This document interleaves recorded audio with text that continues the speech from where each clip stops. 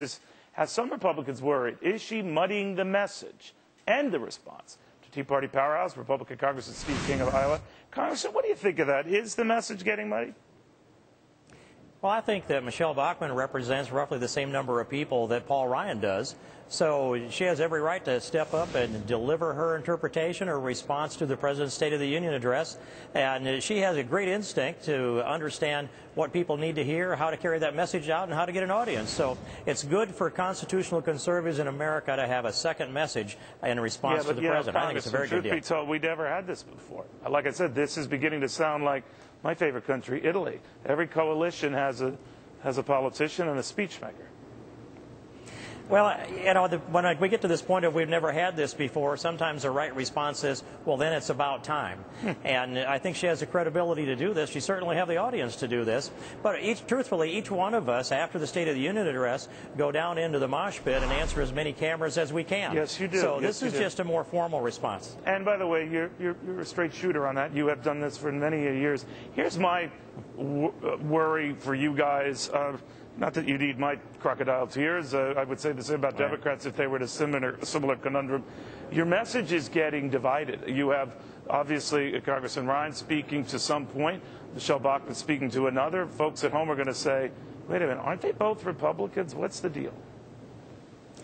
I think that Michelle Bachmann's message will strengthen Paul Ryan's message. Paul Ryan's got a job of passing a budget. There's no way you believe that. No way you believe that. Well, you know that, let's say she does a better job. Let's say, I have no idea, but she's a pretty good speaker. Let's say she does a better job than Ryan. Then all of a sudden they go, you know, Congressman who? And then they say, Bachmann, she was on fire. And so, wait a minute, they're both Republicans. I tell you, it's going to be a mess for you guys, a mess. Well, all right, but let me make my try at you, Neil, on this one. Okay. And that is, Paul Ryan's job is to get 218 votes on a budget. And it may not be that easy to do. He needs to cut as deep as he can go and still get 218 votes to pass the budget. Michelle Bachmann's job is to lay out constitutional principles and fiscal conservatism. So she has more latitude than Paul Ryan, but it will, I think, get him more votes on the conservative side and perhaps save the taxpayers a little money. So that's how I think they might supplement each other in that way. I actually am serious about that. Your point's a good one, though. All right. Occasionally I have them, but here's another worry I have, that Congressman Ryan, and I was speaking to him a couple of weeks ago when your new Congress kicked in and you guys were put in the majority, and I asked him about the cuts that he was looking at. He said, well, probably $50 or $60 billion worth, not the $100 billion or so that was earlier bandied about. Now, I understand the restrictions and the process and the budget's a half year through the process, what have you. But be that as it may, Tea Party's got royally ticked.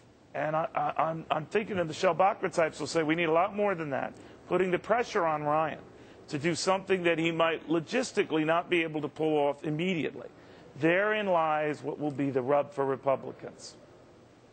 Well, then let's have that debate. We can have that inside, we can have it in subcommittee and committee, and we can have it out on the floor, and I hope we do. Right. I'm one of the 89 that signed the Garrett letter calling for $100 billion in cuts this fiscal year. Yes, you did. Who are you sitting next to, by the way, tomorrow night?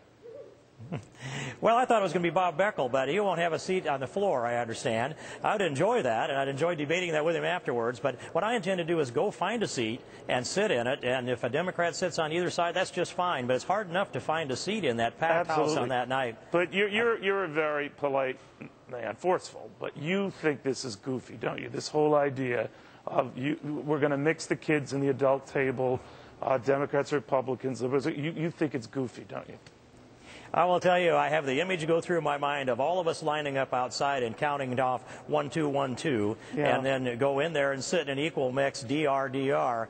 No, in the end, it doesn't change anything. It's down to the philosophical part of this thing, Neil. All right. And the president has called for bipartisanship now. Where was that call when they were running over the top of us with their socialist agenda? Gotcha. Congressman, great seeing you again. We'll be watching you tomorrow night. Steve King.